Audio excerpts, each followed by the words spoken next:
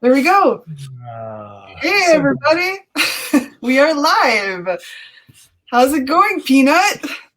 that's good. Yeah, I mean, I think just like everybody, we're just trying to figure out what we're supposed to be doing in these times of social upheaval and job loss. But I'm thankful I've got a really strong female at my side who shows me the things I'm not seeing, and we talked about that today. So Okay. yeah, I'm all jazzed about what's coming next. Hmm. I'm trying to set up lessons and taking on students Oh, and doing like a podcast thing where talk about whatever. So yeah, it's an exciting time, if a little like unnervingly up in the air. You know what I mean? right. Yeah. Yeah. How are you It's doing? I'm good, thanks. Same as you, just trying to hang in and do the best I can, being as creative as I can, taking advantage of this time off-ish, even though I'm still working all the time. Yeah. But it's a break from the crazy music industry world, I guess, with no shows happening and all kinds of craziness. So I have that extra time myself to work on. So it's good to take advantage of that right now, I think, in my opinion.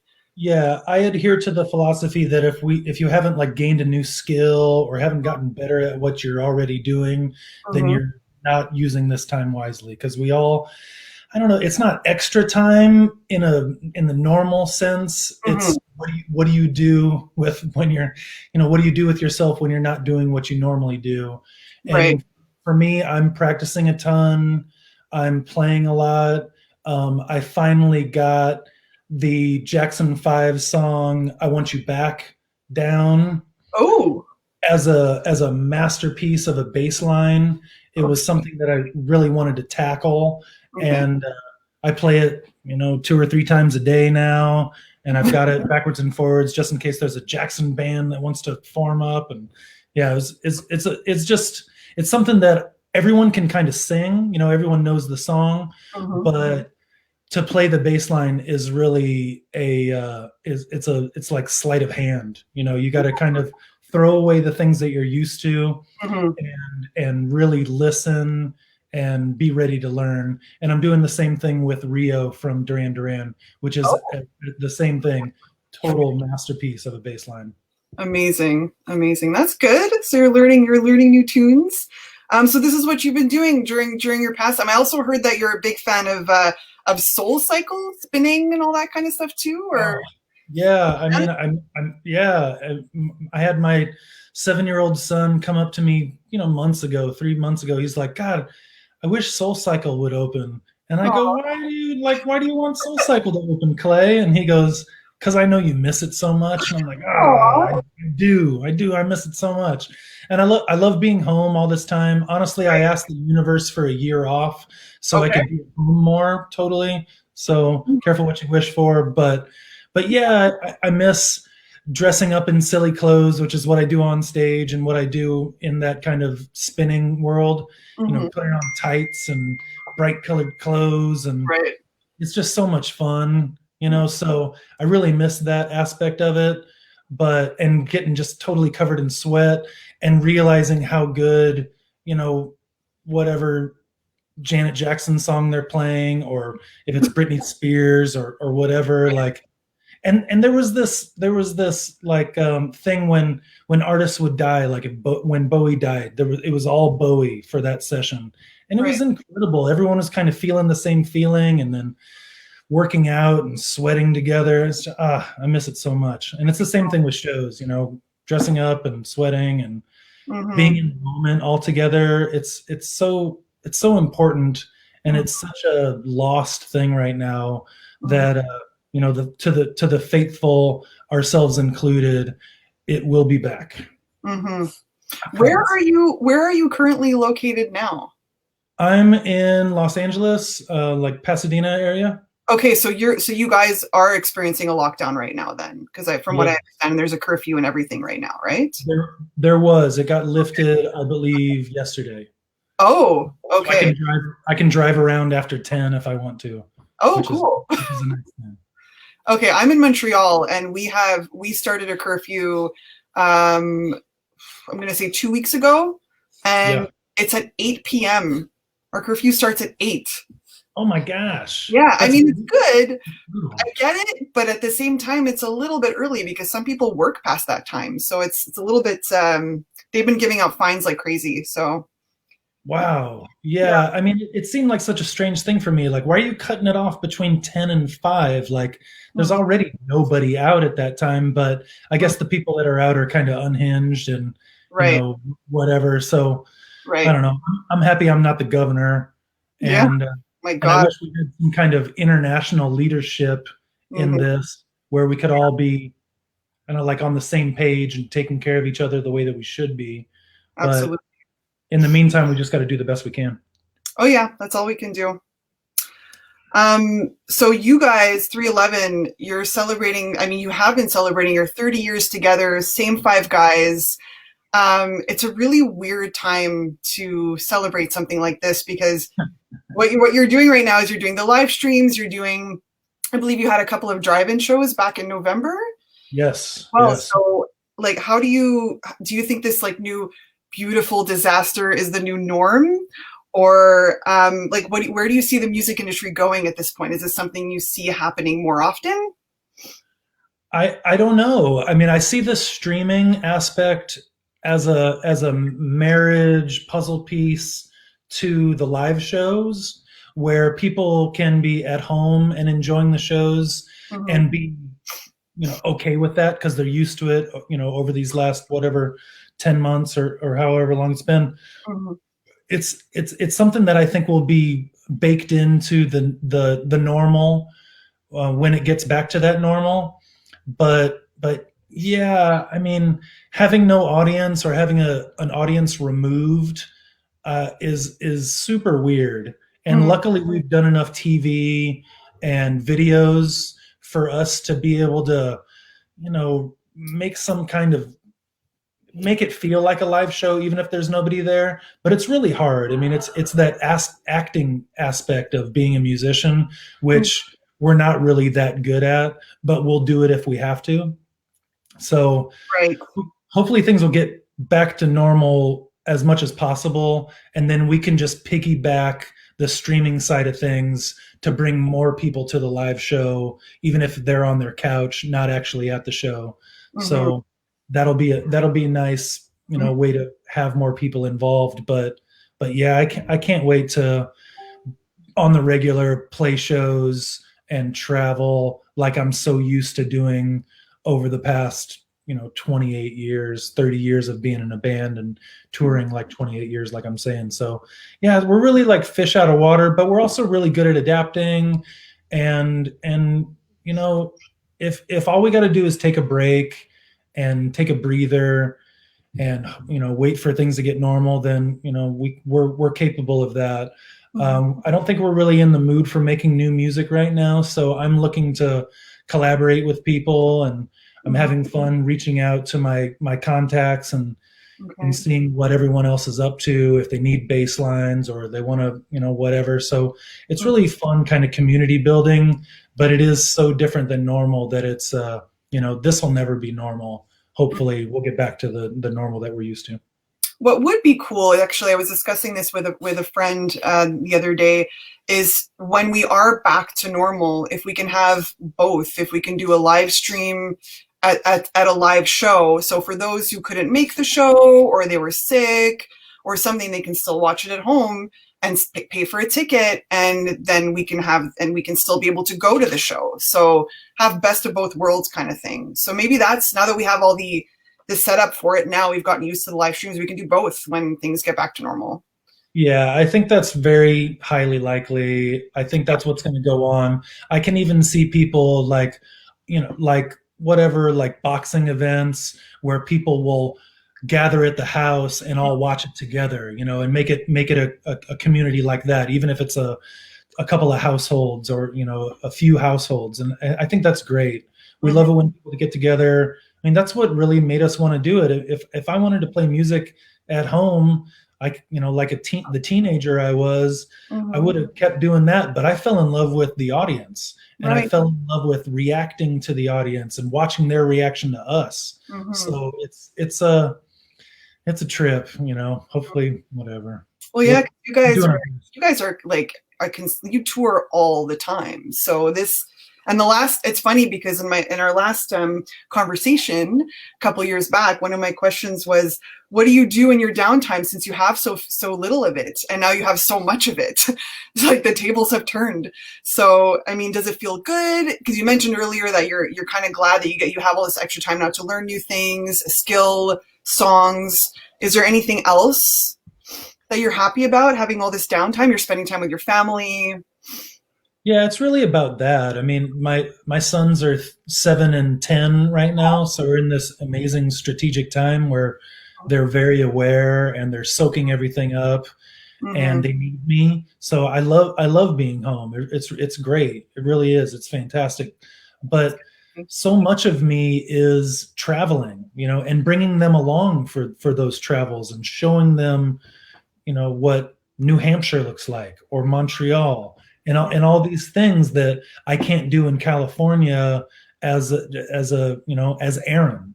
Mm-hmm. But when I put on my peanut hat and I get on the bus and we're in a different city every night, it Mm-hmm. really lends itself to that educational aspect of traveling, and I love that. I think that's been my greatest teacher, besides the women in my life, my mom and my wife, as Mm-hmm. far as mentors and people to look up to. Mm-hmm. Travel has been everything for me, because there's so many good people in so many different countries and so many different cities that have a particular point of view that I can learn from. So I just it's you kind of take it for granted, and then it's taken away, and then you take stock of what it really was and what it really means to you, and then you go back at it 1,000%. Absolutely. Absolutely. 311 doesn't 311 you doesn't guys have any have plans on writing new music currently? I guess because it's hard to get together, or is just you wanted a break officially from that as well? Yeah, I think we wanted a break. I mean, we released an album in 2019 in Mm-hmm. the form of the Voyager album, which I think came out a little too soon. I Oh, wish we would have worked on it a little bit longer. okay. There were parts of it that just I don't know. It felt like it was rushed for a tour. Like, hey, let's release this album so it makes the tour better. Well, Mm-hmm. like, let's tour and make the album better. We're 30 years into this career. This is our 13th album. There's no Right. rush. Mm-hmm. No one's dying for this album. Mm-hmm. And when it's released, it's permanent. So I think we learned from that Mm-hmm. what may or may not be a mistake, as Mm-hmm. far as prioritizing creative releases. And now we can take a breath and we can wait and relax and write things at a slower pace and make sure they mean as much as possible to as many people as possible. Mm-hmm. But I passed a demo to Nick a few months ago, and he had a great time with it. So we're working a little bit here and there, Mm-hmm. but I think we're all just we're happy taking this little bit of a break, and Mm-hmm. excited about the stream shows, Mm-hmm. and thinking about other ways to be creative. Okay, that's great. Do you find that your writing process now is a little bit different because of life situations? Because you guys always write very positive, uplifting music. Has that changed? Like, are you still feeling that right now with all this darkness around us, or are you using that to the positivity to help you feel better in your music writing? I mean, when I'm writing lyrics for someone else's point of view. Okay. I'm not singing. So Mm-hmm. if I'm writing lyrics, and I am more and more, since the last couple of years or few years, last like 3 albums or so. Mm-hmm. And I love that very much, but I'm not writing from my point of view. If I was writing from my point of view, this would be a way darker band. Oh no. And we'd be wrestling with those ideas more frequently. But Right. I love the point of view that Nick and Essay are coming from, and I Mm-hmm. really appreciate that we are putting a positive spin Mm-hmm. on turmoil and chaos within the last 30 years that we've been together. So, they've taught me a better way of thinking for sure. Mm-hmm. But yeah, I think there's a way to synthesize the chaos and the darkness in a way that's still hopeful, Mm-hmm. that is still like, whatever in the 311 kind of in our soup. and Right. and I hope we will be talking about it. I think there's an enlightened point of view in that, where it's tough. It's tough for everybody. Everyone's going through something or other, unless you own a liquor store and you're in the money. But as it is right now, things are tough, and to face it head on is a really important thing to do, and to also be hopeful is an important thing to do too. So, Mm-hmm. I mean, I look forward to those songs and those sessions, but yeah, they're not happening right now. Oh, okay. Well, that's good. I mean, I can tell you this now. It's funny because on Spotify, I don't know if you know, every year Spotify compiles your top 5 bands that you listen to the most at the end Yes. of the year. Yep. Um, for the last 5 years in a row, 311 was like on my top 5. So I listened to you Oh, guys a great. ton, and because of that positive energy, it just puts me in such a good mood. So I love you Oh, guys, but you guys are I great. love it. I Yeah. super appreciate it. That's super good to hear. Mhm. That's what I like. I You mean, I know, own all your I love these albums, but stories. yeah, it's awesome. Uh, Um, it's like, yeah, we're hope for people to a certain degree. yeah, People look to us for that. So I really appreciate that. And like I said, like, if it was just my project, it wouldn't look like that to me. So I really have fun doing interviews like this, where I get to talk about my side of things, and I mhm, get to really appreciate how I've been brought into this more positive, more hopeful philosophy because of the people that I hang out with creatively. And then I look to the community and I see them so thankful for what we do, and how we do put that kind of best foot forward when you're stepping in quicksand. It's right. it's a beautiful thing.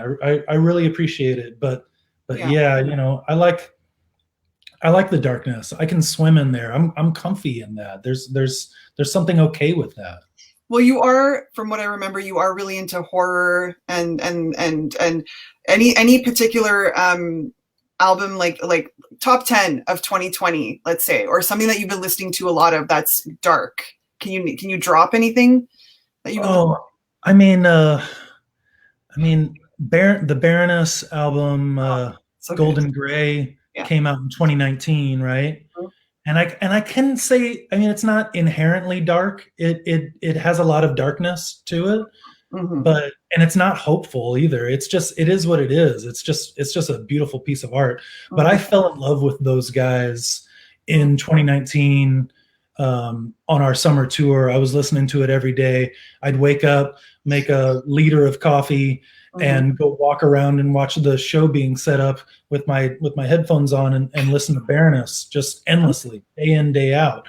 And yeah, I would probably say that's my favorite, most recent album. I Mm-hmm. mean, same with Karangabin. Mm-hmm. They released an album called Mordecai last year, I guess. It was Okay. kind of like a real dubby. They let the bass player sing a little bit more, and again, that's not really dark. It's kind of light, Mm-hmm. and but so moody. But yeah, I would say those are my two favorite kind of newer bands in that world.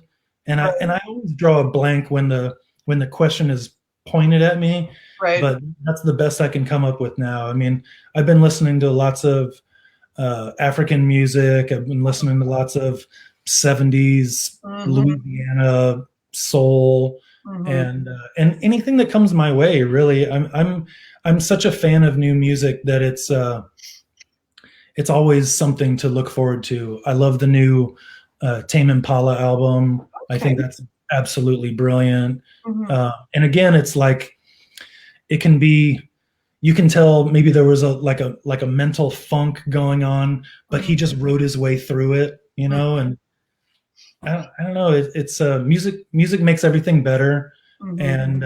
and I like that. I like the dark side of things, Hmm. but yeah, I don't dwell upon it that much, I guess, because I'm playing music in the house all the time, so I've got to think about the kids and my wife. Of course, you don't want to play anything too obscure. Do you find that you've been listening to a lot of older music in during COVID times? Because every time I ask this, like, what have you been listening to question right now, I get a lot of I haven't really listened to anything new. I'm listening to a lot of old stuff. I guess because it's a comfort. Like we want to go back to that nostalgia because of what's going on right now. Do you find yourself in that position right now, or like have you been listening to a lot of older music? Uh, no, I mean not any more than normal. I mean, Okay. I'm always cycling through kind of everything. I mean, my son, my 7-year-old son Clay is a Mm. huge Little Richard fan. Like when we're in the car, he's like, "Play Little Richard." I'm like, "Sweet, play Little That's Richard." awesome. Yeah, and I'm like, "Why do you like Little Richard?" We keep asking him this, and he's like, because he screams in the mic." I'm like, "Yeah, he screams in the mic." So it's really fun, and Mhm. he watches me practice. Mhm. He's like fallen in love with OK Go and wants to see all their crazy Oh, videos. So it's wow. he's as broad as anybody that I've ever met, and I really love indulging what he wants to listen to, and Right. I'll put on whatever, and he'll be like, "Yeah, that's fine. Play OK Go." I haven't actually listened to OK Go in a while, so I'm going to now. I completely forgot about that band. They were awesome. That's amazing. They have really good videos. Their Uh, marriage of their creativity and the videos and the songs is just mhm. a, Incredible. it's a tidal wave. Oh yeah, absolutely. I see Rockman has been posting in. Thank you, Rockman, for watching. He's been posting in the comments, and I was actually going to ask you about Kings of Quarantine because I've been personally very excited about this project. I've been, like talking about it with Rockman for weeks, and he's been so excited about it too. What was your experience like working with that project? And um, is if you had the choice to do another cover, like if they was like you choose the cover to do next, what would you choose? Oh my gosh, that's tough. Yeah, I don't know. Like it's such a it turns into not yourself, right? You got to think of the audience. Like, what would the audience want? Because Okay. I could do. I mean, and there's a couple of groups like that. I mean, there's it's not it's not 2 minutes to midnight. What is it? But there's another group that's doing the same thing, kind of on the metal side. All And right. I've reached out to them. I was like, if you ever need me, like call me up. But it makes me think of like the Number of the Beast by Iron Maiden, or Wasted Years by Iron Maiden, Mhm. where there wouldn't necessarily be a huge audience for that in our circle, and in the rock and roll circle, but that Right. would be a fun cover to pull off. Stuff like that. I mean, to show off the musicianship of a song that most people know as opposed to less people know would Mhm. be something that I would kind of shoot for. I mean, it makes me think of Faith No More. Mm. Like, do a cover of "We Care a Lot" Oh would yeah, be so would good. be hilarious. And then yeah, I mean, I'm up for anything. I want to play. I want to be challenged by that playing. I would do anything from like a Smith song, Nice. or like the Jacksons, like I was saying, Mhm. to like Baroness, like we were saying, or whatever, something really technical, like I don't know. Well, I think of Mogwai, and bands like that, and just like we don't care if you like our music or not. We're gonna just keep making it. Right. I love that. I love that aspect in the Yep. in music, and Mhm.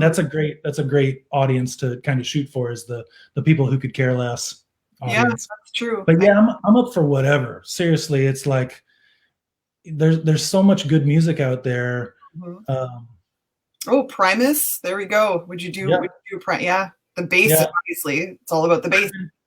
I've been trying to learn Tommy the Cat for a few months, and Nice. it's impossible. Is Like, it really? yeah, it's Huh. pretty much impossible. Because the first thing he does is it's like a Mhm. that even just that give and take, and because that's what he's doing, he's up and down on the strings. Mhm. It's insane. It's so hard. I'm gonna keep working on it. I won't give up, but I have definitely put that on the side burner where I've been able to tackle, the other couple things. And yeah, a Ween cover would be fantastic. That would be really cool. Speaking of a success story of band who doesn't care if you like them, I Mhm. think they're a great example. Last time I saw them, there's thousands of people. Mhm. Band was like shoeless and drunk, played for 3 hours, started taking risks. It's like who are these people, and why aren't they the house band at the Palladium in Hollywood? And I want to see them every week. Uh, Mhm. so yeah, give me a chance, and I'll try my best and play on it. And yeah, more collaboration the better. And just go ahead and ask. You don't have to tell me the details, but is there, I mean, I'm probably going to get the answer to this later, but is there plans of another cover? Are you working on another cover with Kings of Quarantine, or what? Like, is there something in the works, or?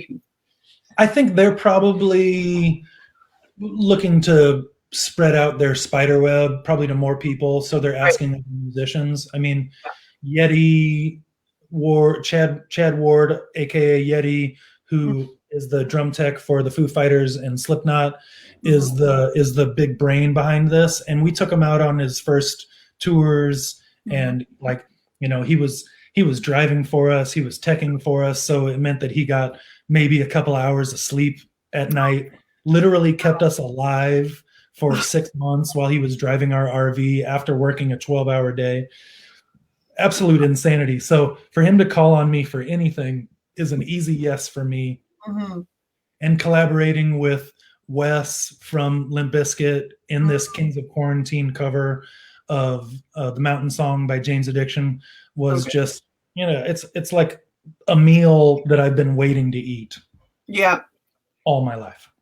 It's So I hope so, but I think they're really trying to, hit as many people as possible by having as many different musicians as possible right. because their spread is so wide. Hmm. Such a great And we'll idea. see. Yeah. Yeah, totally. I love it. So much. And we got to take care of the touring community as they're out of work.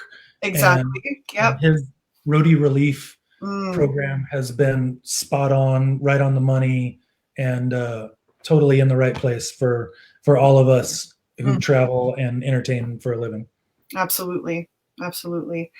I asked you this last interview, but maybe it's changed. But we always ask this question in our interviews. What's left on your bucket list? Oh, I don't know. I mean, like I said earlier, like teaching kind of is Yeah. in there. Like I can't, I'm really looking forward to sharing what I can share from all my experience, and then taking what I can from my students. I think that sounds really, really interesting. I Oh. mean, as yeah, as like a community kind of thing, it makes all kinds of sense because I'm going to get a lot from it, and I believe I can give a lot to it.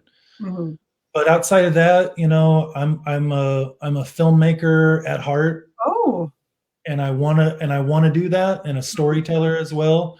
cool. But it's hard to get traction in those fields. So Mhm. I think it'll probably remain a bucket list kind of thing, and Mhm. and have like an unfulfilled dream is good motivation. Like that doesn't shut me down. That kind of keeps me moving. Mhm. So when I watch other people's visual creative output, Mm. I'm constantly blown away. Like Alex Winter's documentary of Zappa. I just watched that. Have you seen it yet? I've been meaning to see it. No, I haven't seen it yet, but I have been meaning. It's really good. It's incredible. So Yeah. he sifted through 1,000 hours of unseen footage and put together this great story of a North American genius who Wow. was uncompromising, absolutely shunned the pop spotlight, Mhm. and also stuck up for people to not be censored. And Mhm. he was sticking up for Prince, who I'm sure he never even talked to, about being lewd, if that's the way you see it, but just to have that freedom of expression where art shouldn't be suppressed whatsoever. He was sticking up for those people just as a principle, Mm-hmm. and how important that message is in even in these times right now where it is kind of a free for all, and luckily so. But it's because of people like Frank Zappa that allowed us to confront that conservative point of view Mm-hmm. where, hey, aren't you thinking about the children? It's like, well, yeah, I'm thinking about the children, but let the children express themselves and let the adults express themselves. Don't suppress it. Let's face it from a realistic point of view, and let's talk about it as a real issue. Let's not just shut it down because Prince is talking about someone masturbating to a magazine, like that. Right. To talk about that in court as something to possibly suppress is a dangerous thing. And Frank Zappa saw it as that, and he could go toe to toe with anybody about whether that was right or wrong. And that comes across in the documentary in a fantastic way. So, Nice. kudos to Alex Winter about putting that project together. And it's something like that hopefully I'll be able to sink my teeth into someday, get some backing, and then be able to put it out. That's Um, amazing. yeah, I mean, have you seen The Sound of Metal? No, I haven't seen that one yet. Because that's the same thing. You Yeah, can tell it's like a passion project where right. there's these great performances, and it Mhm. hits home where the main character is losing his hearing. So it's like I was like, God, how would I react to that? And I'm watching him react to this on the screen, and then all these things, and then it's just unbelievable. You can see where if it's a good idea and it doesn't have a huge budget, it's still a great movie. Oh, you And don't if need a huge budget to make a great movie. Like, Yeah, yeah, totally. Yeah, and if it's yeah. a shitty idea and you have $1 billion, it's still a shitty movie. Still a shitty movie. No matter what. Same goes for So TV shows. Like I don't know if you're a fan of Schitt's Creek, but like their budget was super low. They barely used any, and look how successful they are. yeah, CBC up in Yeah, the yeah. yes, so great. And yeah, I mean the yeah is unbelievable. It, Mhm. it comes off as such a easy to swallow kind of piece as art, but there's a character arc, Yeah. and you're taken for this ride Oh yeah. where you want to go, Hmm. and you giggle the whole way through it. Yeah, my wife got obsessed with it, and that's not in her wheelhouse. She does Oh, not obsess over shows, and she was like, "Let's put the kids to bed so we can watch Schitt's Creek." And I was like, "Oh, who's this? Who's this wife of mine?"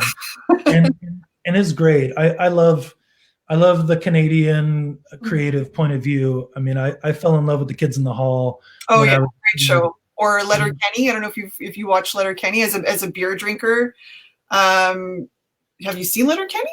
I know it rings a bell, but no, I haven't seen it. Okay, you have to watch this show because Send me a I think link. it only started becoming more popular in the States recently because I have another friend out in California who just discovered it like 2 weeks ago, and he's Wow. obsessed with it. And he's a brew guy. He loves beer, and it's a beer show, and it's completely Canadian. If you want to know what Canadians are like, watch this show. It's ridiculous. It's hilarious. It's yeah, and they have a beer in the show called Puppers, and it only is available, I think, I think it's only available in Ontario. Um, Wow. yeah, but it's a popular one. It's really good, apparently. So yeah, I think if you Jason, yeah Jason Greenberg knows what's up. yeah we just finished it. We just finished the series a few days ago, so we're still thinking about it because it ended very frustratingly. But you have to get into it. I'm there. I'm looking for something new. Right now I'm finishing up Dark, the Okay, German time travel Netflix show, right. and I'm taking my time with it because I don't want it to end. It's the perfect like subtitle. I love time travel stories, Okay. but it being subtitled in German makes it so I don't pick up my phone and I'm like Mhm. doing other things while I'm watching it in Yeah, this new have paradigm. attention. Yeah. Yeah. I want to focus on something so I appreciate it more. And it's shot beautifully. It's told so strangely. I mean, Mhm. it's like the Count of Monte Cristo. I need to have like a ledger of who's who and when and where and how and what. Wow, It's so great. I love that shit. amazing. I have a fun little trivia game for you. It's just a couple of questions that I mixed movies and music in to see your knowledge. And if you lose, you have to sing a little bit of the song Maniac for our crowd. So Should I yeah, do that already? Should I do that now? if you want, you can. All right. So the first question is obviously, who sings Maniac on the original soundtrack for Flashdance? Is it A, Gary Newman, B, Frank Zappa, C, Michael Sembello, or D, Michael McDonald? Well, it's not Michael Jackson. Is it Michael Sabello? Yes, you got it. Yes. All Yeah. right. Yes. That was me just reducing it down to what it could most likely be. Right, right. Yeah. Okay. Next. Which guitarist did the soundtrack for Death Wish 2? Was it A, Billy Squire, B, Jimmy Page, C, Leslie West, or D, Ry Cooder? When did it come out? Death Wish 2? I I mean, don't know. that's 80, right? That's in, hold on, I'm just going to get the date. 82. Yeah. Yeah. Can I get the names again? Yes. So A, Billy Squire, Jimmy Page, Leslie West, or Ry Cooder? Hmm. God, that's tough. I wouldn't think it would be Billy Squire, and I really don't think it would be Ry Cooder. Mm-hmm. So, yeah, I don't know. I won't even make a guess. You want me to guess? Okay. Jimmy Page. Wow. No way. Yeah, Cool. that's a good one. Um, Maniac. Maniac. yeah, not there yet, but I love it. Okay, Warming okay, up. next question. So Shake Ya Tail Feather was included on which movie soundtrack? Barbershop 2, Bad Boys 2, Barbershop, or Save the Last Dance? Ooh. Barbershop. No. Ah. You're gonna sing the song soon. It was Bad Boys 2. These Yeah. are great questions. Very difficult. This one you might get. I have a feeling you'll get this next one. Um, Michael Madsen lopped off a cop's ear to the tune of what song in Reservoir Dogs? Stuck in the Middle with You by Steely Yes, Wheel. that's it. Okay, you Yes. got it. You got Oh, it. what a great first movie. Yeah, Unbelievable. How awesome. do you do that? How do you get Harvey Keitel in your first movie? I know, right? Right? Oh, Unbelievable. he's hilarious in Taxi Driver. Like I didn't even realize. He actually reminds me so much. I watched Taxi Driver recently, and he reminds me. Have you seen The Room? No. Okay. Do you know of the story of The Room, Tommy Wiseau at all, Oh or yeah, yeah, yeah. yeah? Harvey's in the room. No, I just Okay. found that his I'm character like, in what? Taxi Driver reminds me of Harvey. Sorry, reminds me of Tommy Wiseau in The Room. Like the way they look, it's creepy. But anyways, that's a whole other thing. But Uh, and Harvey was supposed to play somebody else in that film, and he decided to be the pimp. oh, really? I didn't know that. Yeah, I think he was supposed to be, in the political campaign office with with Susan Sarandon, Oh, or no. whomever. But yeah, he took a smaller role because he resonated with it more and was Ah, brilliant at it. yeah, Unbelievable. How he did was that movie? good. He just looks like Tommy Wiseau. You'll if you see The Room, you'll know what I'm talking about. Yes. No, Um, yeah. all right, last question. In the movie Once Upon a Time in Hollywood, the character playing Roman Polanski calls his dog Dr. Sapirstein. Which movie is this a reference to? The Shining, The Pianist, Chinatown, or Rosemary's Baby? Oh gosh, I don't know. It's definitely not. What was the first movie you said? It's Shining. definitely it's Yeah. definitely not The Shining because there's no dogs in The Shining. And my 10-year-old son's middle name is Kubrick. Not that I get all the Kubrick questions right, but Oh, yeah. that's so Um, adorable. I, what were the movies again? So it was The Okay, Shining. so scratch. So The Shining, The Pianist, Chinatown, or Rosemary's Baby. It's not Chinatown, I wouldn't think. Uh, maybe Rosemary's Baby. Yes, Wait, it's Rosemary's Baby. I'm two out of four You by got my it. count. Yeah, I think you're yeah, you are too, yeah. So you have to sing Maniac for the audience now, just like a little tidbit or a little piece of it. Sorry. I'm a maniac. She's a maniac. Maniac. I know. Whoa. Yeah. Yeah. Woo! All right. So that is all for me. We are going to move our questions now to the crowd. We're going to grab a couple. We've seen them coming and coming here and there. So we're going to get some questions from the crowd to ask Mr. Peanut.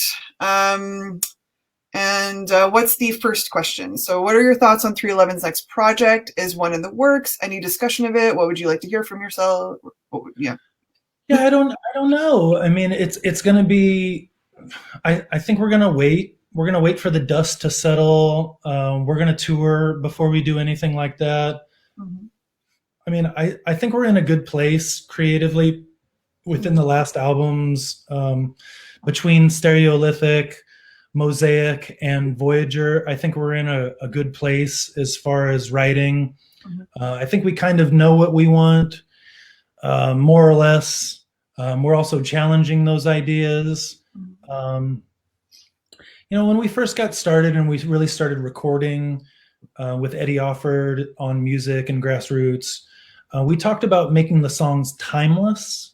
Like knowing, kind of hoping, and possibly slightly knowing that we were going to be around for a while. So I think as long as we've got that mindset and we're not just trying to please an audience and just write for the audience, and we're pleasing ourselves and we're thinking about timeless music from our own point of view, I think we're going to be in a really good place. So that's what I want to hear from ourselves, is our own, like, if we love it, then it's a good 311 album. And if we're trying to write for the audience, then I think we're compromising our own skill set. I Right. think Right. I think the audience comes to us because we challenge their ideas, Mm-hmm. like a good Q&A. Mm-hmm. You don't know what you're going to get, Mm-hmm. and you react accordingly.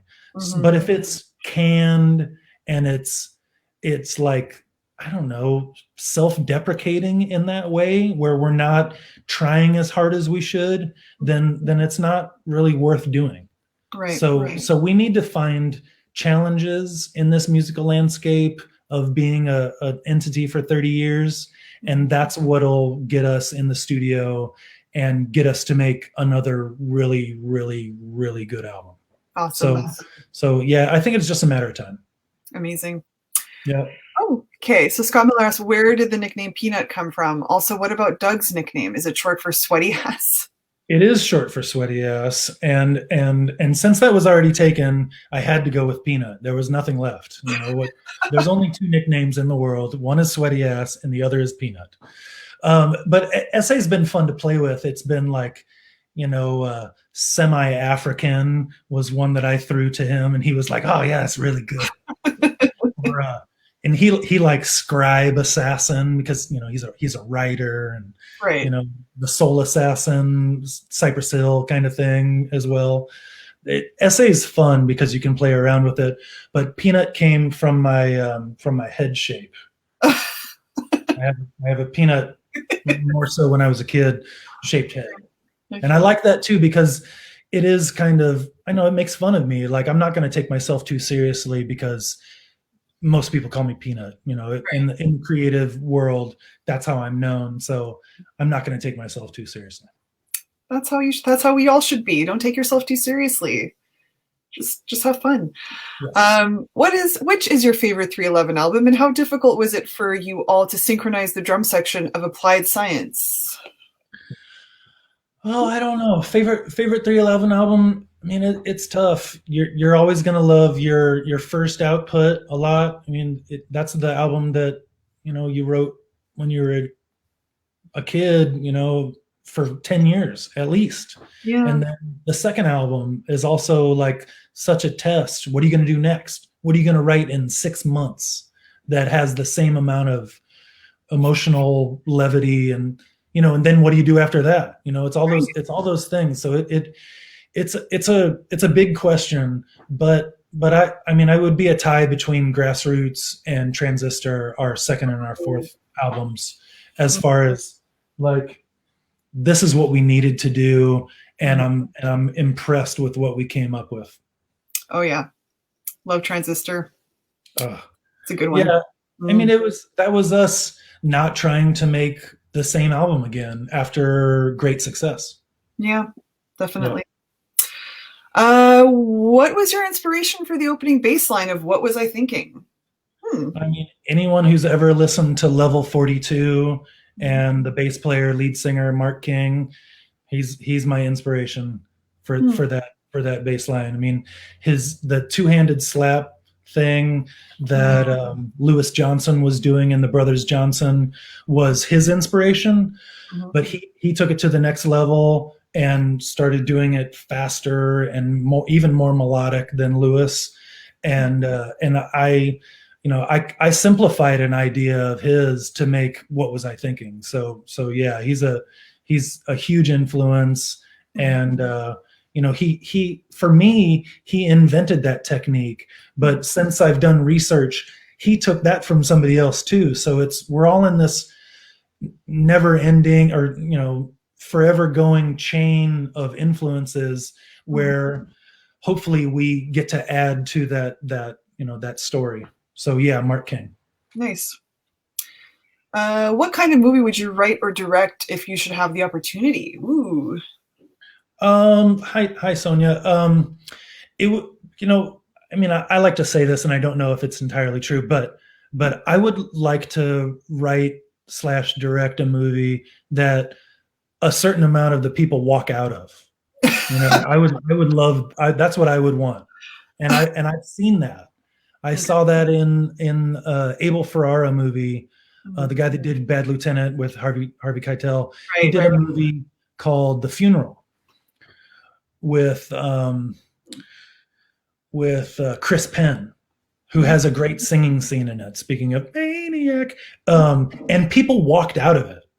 People walked out of it because there was like some brutality going on, which was brutal and hard to watch. But I remember like, where are you going? Like, don't you know? Like, this is just a part of the story. Like, Right. you're not doing this. You're not endorsing this kind of activity. Mhm. We're dwelling in the storytelling aspect of this, and that should be a safe place. And if you don't feel safe, then you can get the fuck out. And I like that as far as storytelling. Like, I Mhm. would love to rub 10% of the audience the wrong way and have them like be like, oh, I can't believe I saw that movie. And then the 90% of the people that stayed in there would be like, I can't wait to see what he, she, they do next. That's how you get a cult following, is you Right. piss some people off. So I would like to be that kind of director. So you want to have that same level of discomfort with like a Darren Aronofsky type of film because he makes you uncomfortable. So Yes. that kind of level. Okay. Yes, totally. He's great at it for Oh, sure. I just watched Mother like not a few months ago, and I was just uncomfortable the whole time.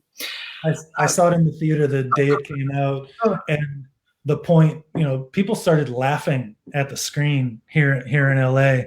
They were like, there was some sounds in the third act that people were like, oh, like, no way, like you're gonna end it like this.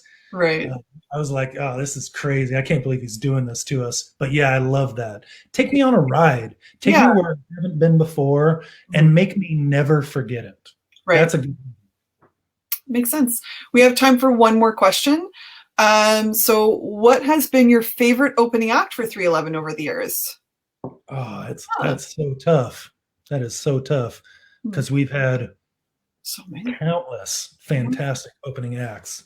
I mean, there would never be a single favorite one, but you know, without slash with naming No Doubt, Incubus, the Deftones, Korn, and a million other bands that have had great success.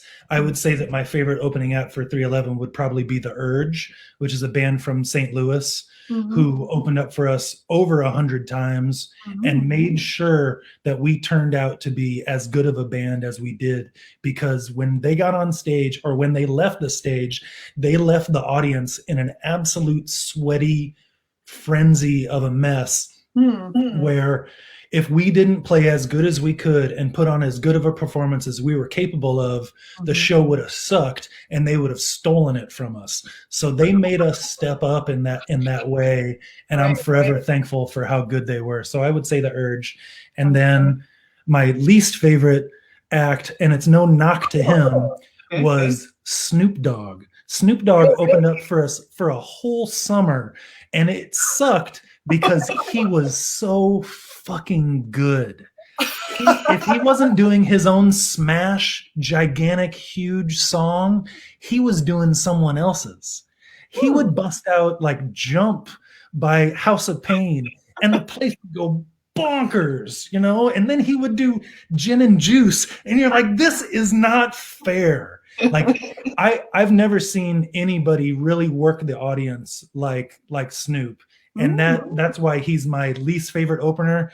He can go last. We'll play before him, and we'll go last, because it wasn't like a good alignment. He was rebuilding himself, and just destroying the place. So yeah, that's my 2 cents Amazing. about that. I never had a chance to see Snoop, and I'd love to. So Oh, hopefully one day. he is so smart. He would show up, like if he was in Montreal, he would wear a Canadians jersey, right? Or he would endear himself with the locals in Right. a way that was perfect. And then he would do his thing.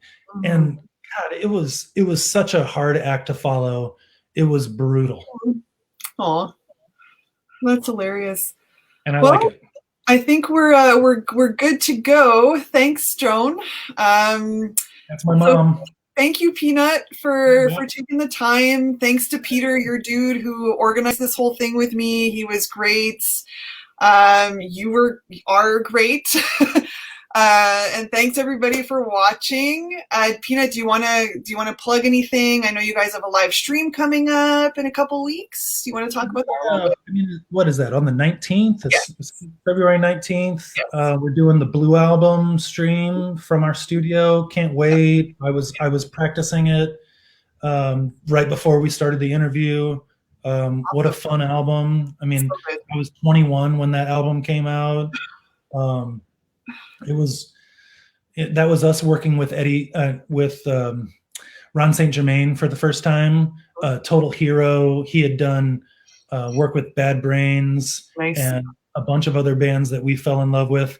And really, we sought him out, and he reciprocated, and he was like a 50-year-old dude, more excited than the 20-year-olds in the room about the music that we were creating together.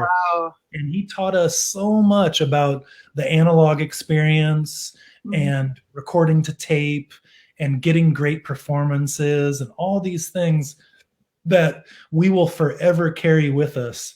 So it's not really a wonder how that album came out. It has almost everything to do with where we were at that time, playing 100 shows a year and really wanting to improve, and then falling into the lap of like this scientist genius in Ron St. Germain, who knew what we had to do next, and just squeeze the best out of us. That's why that album did as well as it did, and it sounds as good as it does, because his imprint is all over it. So yeah, forever thankful.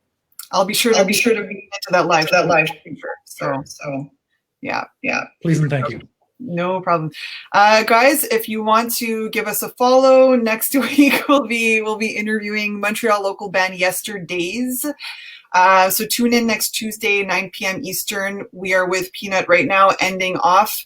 And once again, thank you so much, everybody, and especially to Peanut, and have yourselves a wonderful evening. Thank you, Liz. Great questions. Thank Let's you. do it again. Whenever you want me, I'm here. Absolutely. Okay.